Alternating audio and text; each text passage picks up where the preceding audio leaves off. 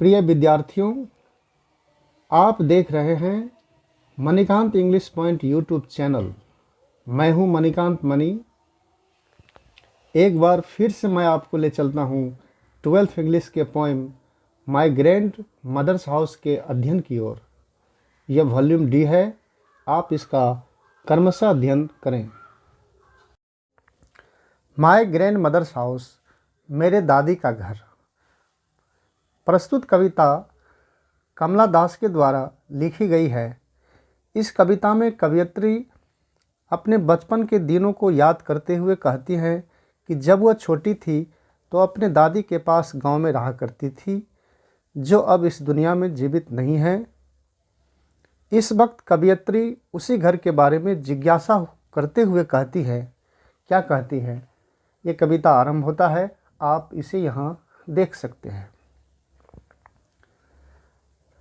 There is है a house, एक घर, नाउ अब, फार अवे, दूर। अर्थात कवयित्री यह कहना चाहती है कि एक घर है गांव में, जिससे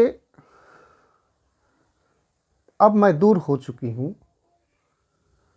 वेयर, जहाँ, वंस, एक बार, आई रिसीव्ड, मैंने प्राप्त किया था, लव, प्रेम, प्रेम को।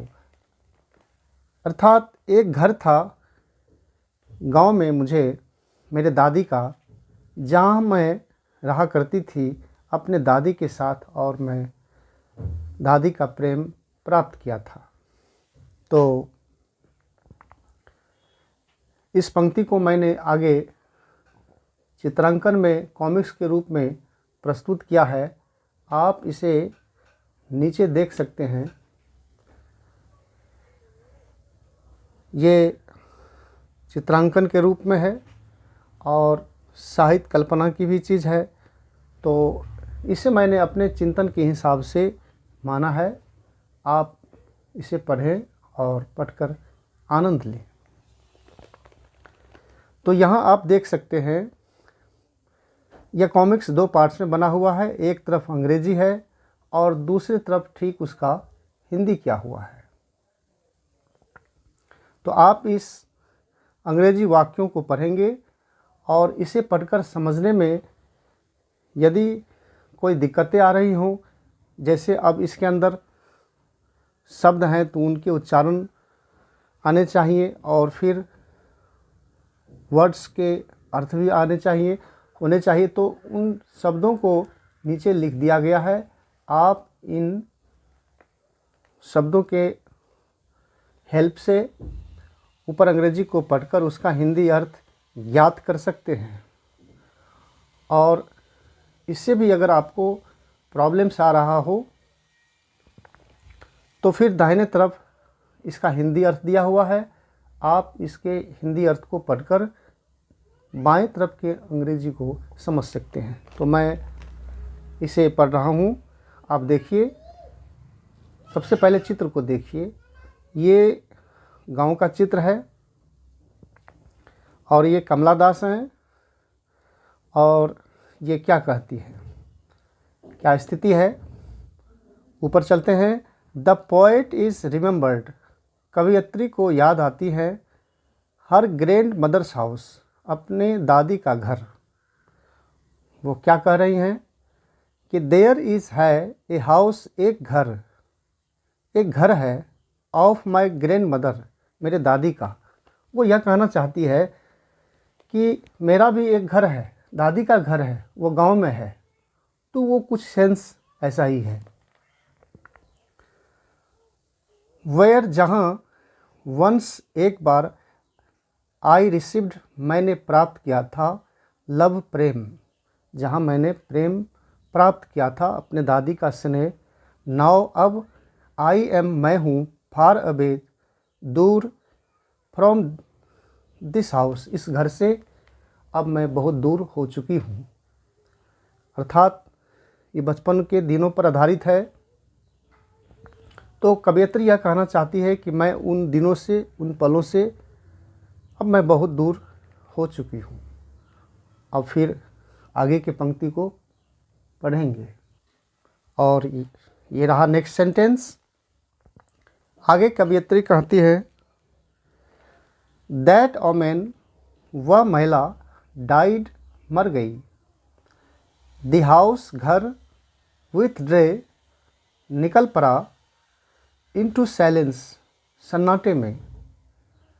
स्नेक्स, सांप, मूव्ड, रेंगने लगे। अर्थात उस महिला के मरने के बाद, अर्थात दादी के मरने के बाद वह जो घर था वह सन्नाटे में निकल पड़ा, अर्थात घर में सन्नाटे फैल गया, सन्नाटा पसर गया और स्नेक्स मूव्ड, और सांप रेंगने लगे।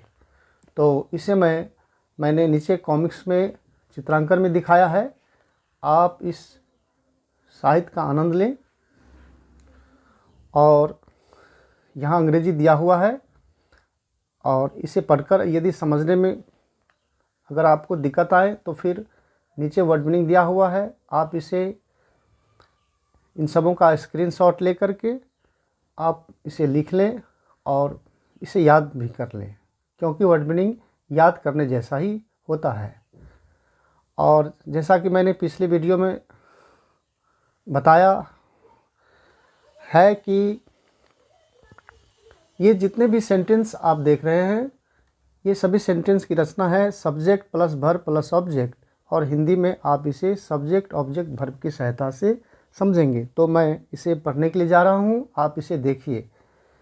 आफ्टर द डेथ, मृत्यु के बाद, ऑफ माई ग्रैंड मदर, दादी के, अर्थात दादी के मृत्यु के बाद, द हाउस, घर, विथ ड्रे, निकल पड़ा, इनटू साइलेंस, सन्नाटे में, एंड, और, द स्नेक, सांप, बिगैन टू मूव, रेंगने लगे, इन द हाउस, घर में।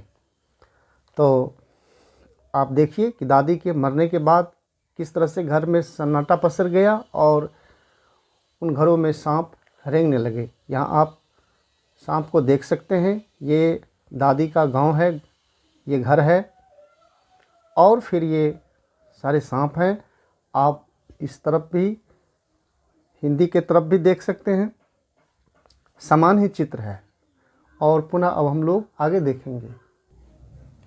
एमॉन्ग बुक्स, किताबों के बीच, आई वाज, मैं थी, देन, तब, टू यंग, बहुत छोटी, टू रीड, पढ़ना, एंड, और, माई ब्लड, मेरा खून, टर्न, बदल जाता था, कोल्ड, ठंडा, शीतल, लाइक द मून, चांद के जैसा। कवियत्री यह कहना चाहती हैं कि एमॉन्ग बुक्स, किताबों के बीच, अर्थात विद्यार्थी जीवन में जब वो पढ़ती थी तो उस वक्त के बारे में कहती है कि विद्यार्थी जीवन में जब मैं, आई वाज, मैं थी, देन, तब, टू यंग, बहुत छोटी थी, और टू रीड, पढ़ने के डर से मेरा खून जो था वो चांद के जैसा ठंडा हो जाता था, अर्थात मुझे पढ़ने में मन नहीं लगता था। तो इसे मैंने आगे चित्रांकन में दिखाया है कॉमिक्स में। आप इस चित्र का आनंद लीजिए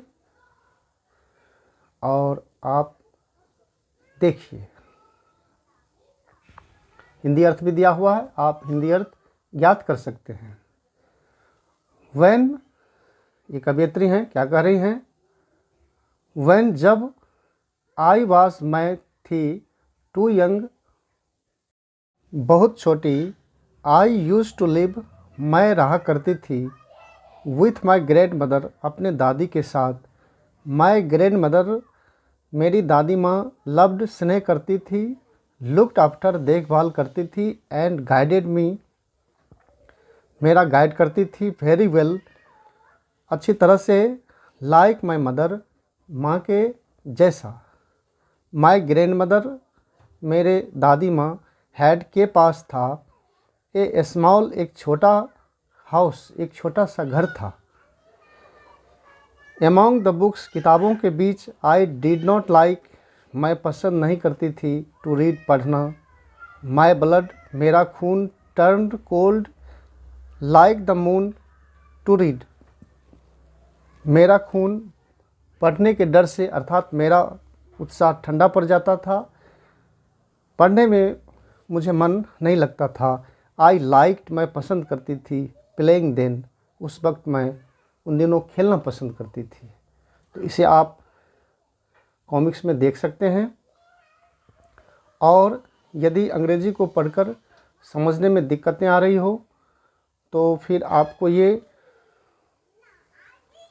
वर्ड मीनिंग दिया हुआ है। मैं इसे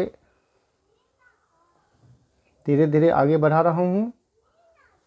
आप इसका स्क्रीनशॉट लेकर के और इसे कॉपी पर लिख लें और याद कर लें। तो यह वॉल्यूम डी की समाप्ति हो रही है और इसके बाद फिर वॉल्यूम ई की पढ़ाई की जाएगी।